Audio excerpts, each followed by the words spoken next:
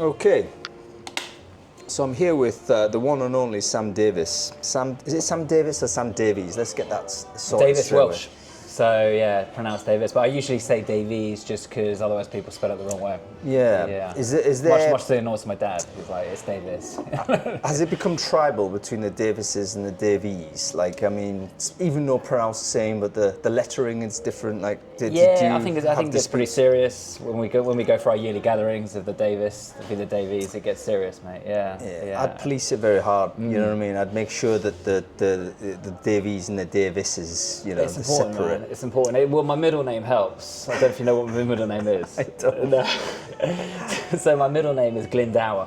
Oh. Yeah. So even if people get it wrong with Davies, I've still got my Welsh roots. You can just in the Glendower. Just slap him with some Glendower. Yeah, exactly. It was really cool until everyone at school found out my middle name was Glendower, and that didn't go so well. No, but they're Anglo-Saxons, though, aren't they? They don't get it. Exactly. Yeah, they're not proud Welshmen like me. Exactly. You can claim indigeny on the island of Great Britain. Apparently, your original Britain. Apparently, the last true Welsh Prince of Wales, Owen Glendower. Yeah, exactly. Yeah. So strong roots. Strong roots. I think I heard something that it also means puddle, but let's go with the last word. Going on to this, I got into a very interesting YouTube podcast which studied the last of the Old North. Okay. And I'll share this with you because you'd enjoy this. Yeah. But it was all about studying the period between the fall of the Roman Empire and after, before the fall of the Roman Empire. So after the fall of the Roman Empire, and before the Anglo-Saxon domination. So there's this conflict between the Angles, the Saxons, the Jews coming in, but also all of these old Brythonic kingdoms, the Gaelic kingdoms, the Picts were still there, and there was all these types of battling going on. Yeah.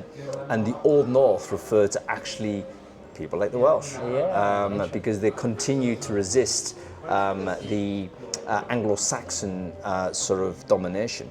And what was very interesting is that the people who resisted hardest were the individuals that were never fully Romanized. Yeah, okay. So they hadn't ever given up their rights in the first place, right? Correct. Whereas the Britons that kind of went, okay, the Angles here will just kind of, they're our new overlords. Yeah. They were actually Romanized Britons that decided, what's the difference between one set of knobheads at the top and another set of knobheads? Whereas the ones that kind of held fast to their roots spoke Welsh, sort of Old Welsh, they spoke, Old Irish, they spoke those languages, never really Romanized. They're the ones that resisted longest. And theoretically, they may still be what the North-South divide is all about, because they held out longest in the North. Yeah, you see that trend in other, the Maoris in New Zealand would be like a good example of it. They never conceded, right? A treaty was struck, and subsequently, as history progressed, the Maoris maintained like a prominent role within society. Whereas you look at like Australia as an example with the Aborigines and the mistreatment there, it's sort of like, I think you see that trend in lots of examples. Yeah. It's difficult because obviously, I think resistance in this suddenly we've gone political. But resistance is often a choice, and it's not always the best choice. It has to be said, but it depends on how you measure success and what it is you're looking for. It also depends on like how realistic your chances of successful resistance are. Yeah. And with those that believe or have a chance, it's much easier to be stronger about the concept of resistance. Correct. Yeah. Anyway, we're here to talk about recruitment. And Sam, people who don't know you actually, can you quickly introduce yourself, who are you, what it is you do? Absolutely. So thanks for having me on this, by the way. I found out about half an hour ago that we were doing a podcast, which is always good. That's how Sam explains his unkept appearance. Yeah, exactly. He's so dedicated as a CEO, he can't be bothered to shower. I've already been embarrassed for it. So I'm Sam. I'm the CEO and co-founder of RealLinks. RealLinks started as an employee referral platform, but has evolved to support companies now with not only employee referrals, but employee advocacy, internal mobility, and internal comms as well. So it's been a really cool journey. Done a lot with Hung over the years, and yeah, great to be on today. Yeah, fantastic. And you know what? There's no sort of purpose or agenda to this type of podcast. It was like I had the kit, and it was like, let's just have a chat. Yeah. And we'll keep it that way, even though we'll bend in and out of the recruitment landscape and all the rest of it. But there's a question that's been thrown on my mind. I asked this to a friend of mine the other day, and it was one of these where I thought, you know what, that's a good question to just spin in. And it was, what's the lesson that you've learned too late in your life that if you had realised it earlier, that actually you'd have more success, so you'd have more happiness, whatever. Do you have one of those, something strike you straight away when I say that? Yeah, I think, we were just chatting it before, I think it's sort of learning, well, this is actually less about the job and recruitment, but although I think it filters into it, understanding your values and what drives you and what makes you you, I think is a super important thing to learn. I think I've only really learned that in recent years, probably through having a son, probably about like just evolving as an individual just generally. But I think when you're in your 20s, when you're in 30s, I think, you know, maybe we don't admit it, but we're like insecure, we're driving towards success, or we're sort of driven by ego or some way of like addressing that insecurity. We're not necessarily comfortable in our own skin. And that sort of drive is almost like a drive based on fear. So your fear of failure, you're driving, you're working hard, but you're scaring the shit out of everybody around you, because you're not allowing your better values, if you like, to sort of drive you, your excitement of success, your excitement of collaboration, and I think, just to give people a bit of context, I started as a corporate lawyer, and in a corporate law firm, it is a culture of fear. Like, you work hard because you're scared of getting shit from the partners, or you must hit your bonus, your targets, etc. So that's all I'd ever known really before I set this business up. But I think I had like a big realization when I was working hard. We were doing all right as a business, but I was like, I'm not really that happy. I'm doing this out of a fear of failure rather than an excitement of what could be. I did some coaching with Elaine Atkinson, who some of you might know. Brilliant coach, lovely person, and that really helped to like me realign what mattered to me. Like, and she did a really interesting thing where she was like, think of the segments of your life, like your friends, your family, your son, every segment basically of your life, and give that a rating as to how well you think you're performing on it. And I remember this, the only thing I rated well was my approach to work. I was giving everything else, friends, family, literally everything, like a terrible rating. I was like, this isn't what life's about. So through the sessions with her, I started like, that evolved considerably. I think I'm a much better partner, friends, dad than I ever was before. But the most fascinating thing about all of this, for me anyway, was I would go back and downgrade the score I gave myself for my business now, because what I realized is actually the person I wasn't like the person I naturally am or want to be in a business context.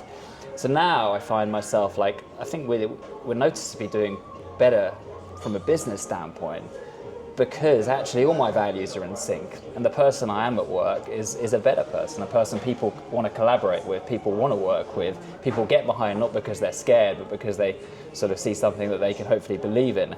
So I think probably the biggest lesson for me actually is like, and the biggest learning is like actually working out what matters to me and aligning on those values and being values driven in everything that you do. And the really cool knock-on effect of that is actually that can lead your business to a better place where you're not constantly stressed, but everybody's enjoying the journey.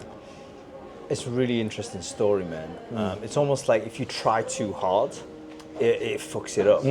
It's just almost like sports, right? If you try too hard on something, you're focusing too much, then tension comes in, and your execution actually suffers as a result of it. And you're not in the flow state. It's like 100%. You've got to just be relaxed into it, and that's how it works. Agreed, man. And also, it's like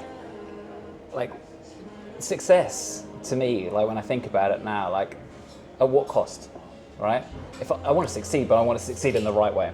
Right. And I think if your only way of succeeding is to become a prick, right? Like, then that's not really success after all, because what are you left with at the end? So that's probably it, yeah.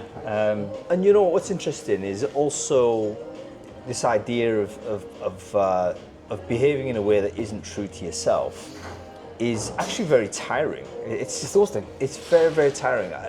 I'm reminded of, it's like you have a certain type of vehicle, but you've misused the vehicle for another purpose. Yeah. You know what I mean? You got like a little, I don't know, a little run around for the city commute, and then you're using it as a tractor. It can pull the fucking weight. It can do that. But you know what?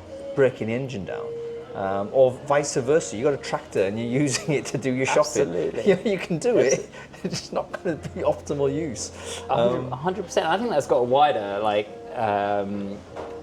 a wider point really. Like when you're thinking about like having employees in your company, maybe people you're managing, like it's important to let them be who they are, right? We can't all make them like fit a particular concept of what you think they should be, because to your point, then you're essentially asking people to be and drive and use a tool in a way that doesn't work for them, and you'll never see the best of them if you do that. You've got to let people flourish and be who they are and succeed in the way that is probably most appropriate for them. Yeah, there's a caveat, though, isn't there? There is. Because how do you maintain alignment of behaviour towards a joint goal when if you're too permissive, people are just going to scatter around? It's a balance. I guess 100% you're right. I just think sometimes, and if I stick with that law example, sometimes it's like actually they're making everything way too regimented, where there could be more room for individual expression and individual skill sets, ability to come to the fore if we weren't quite so prescriptive about how we should be. But that has to have boundaries and guardrails. Is that a dynamic oscillation? Like, for instance, are there moments where actually the requirement of the business is to be very regimented? Guys, we're not in a situation where you can do what you need to do or do it as you wish. We're doing this now in this way because we have to blast through this moment. And then maybe a different circumstance, okay, we're off this, we can loosen it. I think you're spot on. But I think if you've got the right foundations with your team and you've got the right levels of communication, they'll get behind you when you do have those moments, because they're like, well, look, he or she isn't like this all the time. So if they're saying to us, this next period, we've got our heads down, we've got to do this, we're behind that because we bought into this way of being. It's when you're like that all the time, that's when the problem is. Well, this is where you grind the gears. And, exactly. I'm using all kind of metaphors, like you can't This is where ACL gets, well, where's the ACL coming in? But you know what I mean? It's like the sustainability of the performance over time. Absolutely, and you've got to hit your targets, you've got to get to where you need to get to, and that is going to require people like pulling together. But it's just about getting that balance right, I think. Yeah, and it talks about sustainability of the business as well, doesn't it? Like, let's say you're a company that's on this previous insane sprints, you're going to raise rounds, you're going to do this, then you got this 5 to 7 year time frame to do it. Yeah. You can understand that it's trammeled towards a certain way. But if we're now moving to a world which is a lot more, we'll create a sustainable profit-making business, and we're not necessarily looking for some sort of, a roadmap that ends at a certain time frame. Yeah. Then the oscillation makes more sense because it's just simply a more sustainable. It's not, and also with all of this, right? It's not to say that you're work. Like, I wouldn't say that I don't work any less hard. I'll put in the hours when I need to, but it's the relationship with that work that changes. Yeah. It's not doing it because you're stressed or you're fearful. You're doing it because you're excited about what could be, and that shift in mentality, I think, has a huge impact on you and the way in which you are in every other aspect of your life. Right. And I think does that make sense? It does totally make sense. Yeah. I've realised that it can come across as work hard, not work hard. Yeah. But they're two dimensions of it. You can have, let's say, a more decentralised approach to the work. Yeah. That's still very hard work. Exactly. But you're just being less prescriptive. You're not just saying, you're not micromanaging as much. Exactly. But there are times when the micromanagement is required, and workers sometimes need that as well. They need to have the guardrails to say this is the direction. Absolutely, and everyone's different. So the hope is that your employees would like have the same attitude as you and be excited by it and therefore work hard when they need to. The reality is not every employee will do that. So it's about making sure that you've got those, as you say, guardrails to make sure that everybody in the team is doing what you need them to do, but ultimately making that a more positive environment. Mm-hmm. Yeah. So far, Sam, we're talking about team, we're talking about how to cooperate with the organization. All of these are human beings. There's this idea that actually artificial intelligence will soon emerge such that they need to be treated as colleagues in team. Yeah. Two questions. Number one, do you think that is going to happen? So in other words, we have autonomous artificial intelligence that operate more like workers than they are tools. Yeah. Or do they stay as tools used by humans? And if that is the case, how does that then inform management of that hybrid workforce, like a true hybrid, shall we say, cyborg workforce? Yeah. I mean, so I do think that's going to happen. Firstly, why do you think this? Because we've been spending quite a lot of time looking into where the AI agents are going and what they're going to be capable of, and it's really not that much of a leap to consider that they will be doing, particularly a lot of. I think there's a bigger debate here to be like, what happens to early careers jobs? And if they're not getting early careers jobs, then how are people developing? But nonetheless, I think AI is certainly coming for the jobs that are being done at that sort of early careers phase, the slightly more administrative jobs. Maybe it's like those jobs are probably going to be first to go from what we're seeing, and I think they could be done that way. In terms, and for example, with everything that we're doing now with all our products, because of what we perceive to be the trend and the direction of travel, we're actually setting everything up so that it can be like we have AI agents managing the different modules that we have, because our view is that companies that we're selling to aren't going to want anything to be administered by a human, because they're going to be cutting back on jobs done by humans, as scary as that may seem. So we need to be able to sell it all, and so the AI agent will essentially run all of this. So I do think it is coming. I think sometimes people won't know me for saying it, I think sometimes that we're sort of got our head in the sands a little bit with this idea that like it's just an enabler. I think there are lots of jobs, and we're seeing that already, that are going to be taken. I keep on talking about law, but like just to stick with that example, a lot of what is historically being done by trainees or paralegals can now be done by AI. And better, right? And I think there is I think we do need to start thinking about how managers are going to be sort of managing a mixed workforce, and how that will function, and how you make those two things work alongside each other. I think initially it's going to be quite obvious, because there are certain jobs that will be done by the AI and certain jobs that will be done by the human. But it's going to be an interesting cultural dynamic. Yeah, I'm thinking here about how the artificial intelligence, if it is artificial intelligence, it will evolve dynamically over time, and its performance will go up or down, based on its experience. So, for instance, let's say you've got this hybrid workforce, mixed workforce.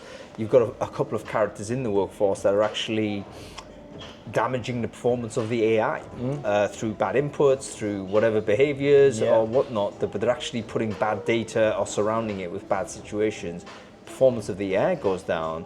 It's not just like chucking the tool out. Like, you've got to look at the human beings and thinking, okay, fellas, are you actually doing this in the right way? 100%. And I think your overall manager is going to have that will be probably one of the key metrics that they're looking at. Like, okay, if the AI is taking a dip in performance, what was the input into that? And I think it starts there. I mean, like, it's not like the mechanisms behind the AI is suddenly broken. It's often the data that's been fed into the AI. Yeah. So I think it's going to be should be slightly scary for the humans, because they'll be worrying about accountability there. But I think it's also probably a good amount of transparency. But I think that will be one of the key things that they'll obviously need to look at, Yeah, so interesting for the managers, interesting for the people in work, because obviously we're going to have to develop these kind of collegiate, collaborative skills with artificial intelligence. These are areas we're going to develop. But you mentioned previously there, we've got a problem, because the early entry talent here, like, basically they don't have there's probably no way they can like provide economic value to a lot of jobs. at least for that first period of training, which is maybe a year, 18 months or more. Agreed. That said, like what I guess like an apprentice or grad or trainee would have, the skills they would have essentially been learning during that period are skills that will now be done by AI, right? So, proofreading. For example, one thing, the boring job that you had to do. Obviously, lots of these jobs that you were doing as a human training will now be done by AI. What's more useful to an organization at the end of a training period? Is it training someone or training early careers people to interact with the AI in a really effective way so that when they come out of their traineeship, they are the people, to your point, like just before, right? Like if it's given bad data, if the humans aren't interacting with the AI in the best way possible, then ultimately there's going to be an issue there that's not the AI's fault, it's the human's fault. But if we reshaped what early careers is, so from the very beginning it becomes around sort of like how they interact and make the best of the AI, that feels like the most sensible direction to go in, right? Because you still are going to, for some time, I guess, need humans. But I think the other interesting aspect of this is what happens to the people who have been fulfilling technical roles in organizations. It's slightly easier seeing if you're a people person, right? You're in sales, for example. Those sorts of roles will stay to some degree, right? You're going to have like people going out selling whatever this product or service is, and then in the background the AI will be doing a lot of the work. If you've historically been like a tax lawyer or a pensions lawyer at a law firm, what do you do, right? Because the technical aspect of the job will be done better by AI. I actually think it's slightly scarier for those more technical employees than it is maybe the people and the personal people who, not to say they're not personal, but you know what I mean. Like it's going to be tough to see how those roles stay. Yeah, because the value of the knowledge that's been acquired, the technical knowledge acquired goes to zero because actually, AI has that knowledge and it's superior too. And as you say, more accurate, can bring the cases in. It's I think a huge challenge for those type of sectors. So the economic value of those roles will actually change, which I can understand as being super alarming to people who've striven to work in those high status jobs. Yeah. So I'm assuming there's going to be a status shift for certain professions. And we might think, what is status shift? Classic example is actually teaching. Yeah. Teaching 100 years ago, 150 years ago was a very high status profession. Yeah. It attracted some of the smartest people to do that because teaching was actually not universal. Yeah. You're teaching the kids of the elites essentially, and it was like a tutoring type of function. When it became mass market, started teaching all the hoi polloi, so to say, people like you and me, Sam, suddenly we reduced the status of it. So I think there's going to be a status shift in a lot of the functions that are currently we consider high status, high remuneration. Agreed. I also think it could go the other way. Hospitality, for example. Goes up? I think that will go up. I think any roles that require human interaction or can't as obviously be done by a plumber. There was one of the top AI experts, I can't remember his name now, but he was like, I tell my son to become a plumber. Jeffrey Hinton, probably. Yeah, probably. And anything that requires human interaction, I think you're exactly right. I think you'll see a status go up for certain roles, a status go down for others. I think trades is different now, because trades is not particularly collaboratively intensive. Yeah.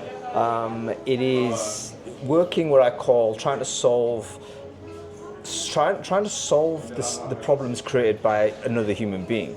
So in other words, the reason why plumbing is difficult is because it's a non-standardized way of doing things. Like every building is non-standard. Yep. It's being plumbed in a non-standard way. There's a human being or a bunch of human beings made local decisions at that time that made sense with the technology available at that time and created that system.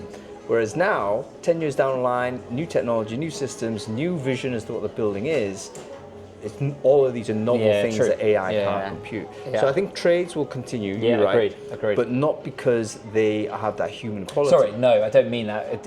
Agreed. It's more because the AI can't replicate that in the same way that it can other roles. In other words, the point is there's two possible beneficial futures. Agreed. Skilled trades, when I call skilled trades, anything that is trying to repair a previous human being solution. Yeah. So that's coding as well. Yeah. Coding is probably going to be eliminated in a different way. I think it will, yeah. But it's also the human side, the concierge human experience. I do agree that should elevate up, particularly if you've got a particular way of behaving that's just very charming. Yeah. Or particularly, the skills involved in that. What do you think that it's going to do to, if we bring it back to the recruitment industry, what do you perceive happening there in the coming years? There's two, again, forks in the road, and two of them, I think they both will happen. So it's not necessarily a fork in the road. I don't think that's the accurate conception. There's a paper came out only last month called Expertise. Yeah. And I read that, and I didn't read it. I put it to ChatGPT, and I also put it to Notebook LLM, so I listened to it and did the summaries and all that. But it introduced a couple of ideas I really like. Firstly, it's one of the few that has explained the non-uniform impact of AI. So it's not saying it's going to do this, it's going to say it's going to do multiple things. But here are the reasons why these things happen. And the two axes it looks at are sort of the level of expertise and non-expertise within a particular job. Yeah. So if you think of a job as being an aggregation of tasks, within those tasks there's going to be different levels of expertise. Yeah. Meaning low expertise, meaning very short amount of onboarding, anybody should be able to do that. High expertise, actually you need deep knowledge to be able to make a sensible decision. And it says actually where you apply the AI based on whether you're automating expert or non-expert, because you can do both, actually then triggers different effects on the economy.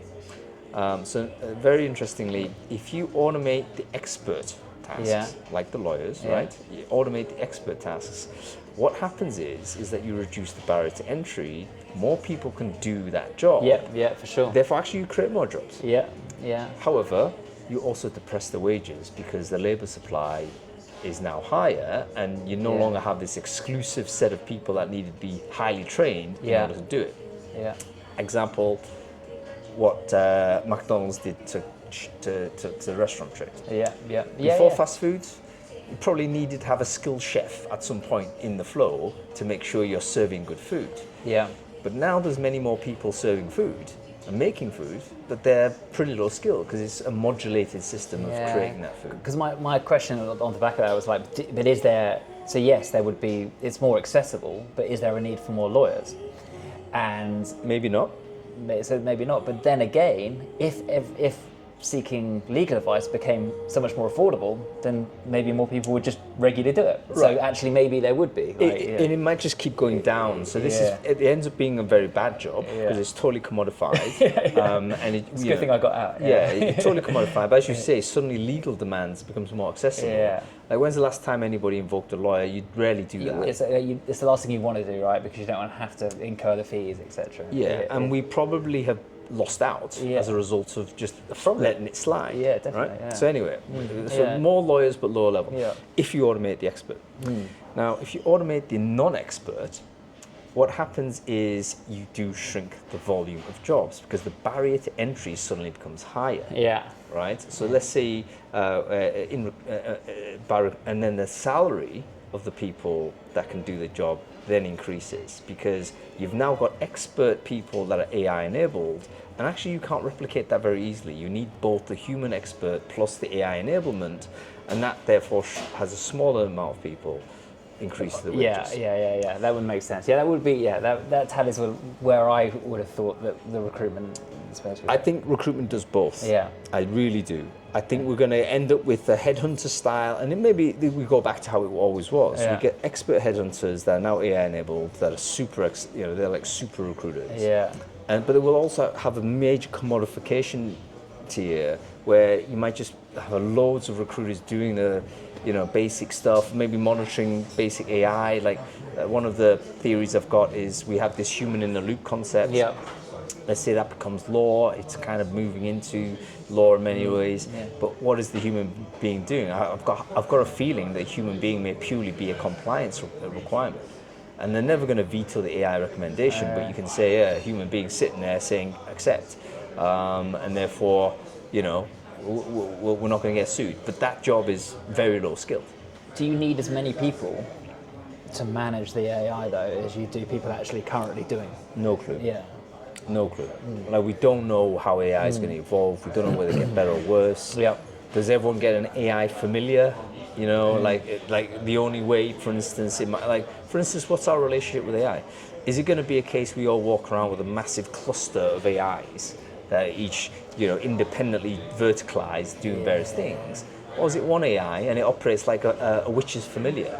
To that point, I think what we're in a sort of interesting space where every software company out there is saying they have AI, but the reality is that basically means you've got a massive LLM behind it, and you're pumping in maybe a few different LLMs, right? And then there's obviously like still a lot of business worth in the way in which you're then using that LLM for your particular set business purpose. But we are entering a slightly weird phase here, where pretty much every software company out there is being powered by a few master LLMs that are essentially like the brain behind it all, right? And that's an interesting concept, because where does that leave all these software companies in years to come, right? When this is the brain behind it, and you as a software company are to some degree an intermediary. The threat there is that they get eaten up or they get cut off. In the same way, back in the day, people were building software on top of social media, and if social media decides to... I remember when Twitter back in the day cut off the fire hose, it killed so many businesses. It's just something to think about, isn't it? Because it's like, and maybe there are enough LLMs, right? So, and they're all competing against each other. Like when I say LLM, like the massive ones, right? They're competing against each other. You can sort of move between them. But here's how the solution is that they all migrate to open source. Yeah. So I think that to build on top of OpenAI alone or something like that is obviously a mistake. Yeah, I agree. But maybe there's a swap in, swap out scenario with open source, and you're seeing a lot more open source. And when it's open source, someone can fork that, then it'll mushroom, and eventually I think you'll have many more options. So yeah, but I think it's really important not to be reliant on one LLM. That's 100%. If you build your whole company around one LLM, you could be in big trouble. Yeah, absolutely. Okay, marijuana. Yeah. Just became legalized in Turkey. Yeah.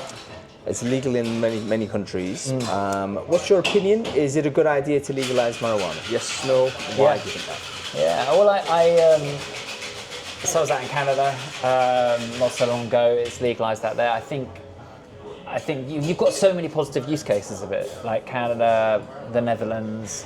I think that for a long while, there's been a lot of evidence to suggest it's no worse than doing alcohol. In fact, it's got benefits that arguably alcohol doesn't have. And you wipe out the way in which it's being criminalised within society. Obviously, there are other drugs that will still be pushed by criminality, but like if you take weed off that table, why not? And also, I think it also opens up a really exciting growth opportunity for the economy. You're seeing that with sort of cannabis-based organisations. So why not open it up? The impacts from a health standpoint, what it could do for people, I think is very limited.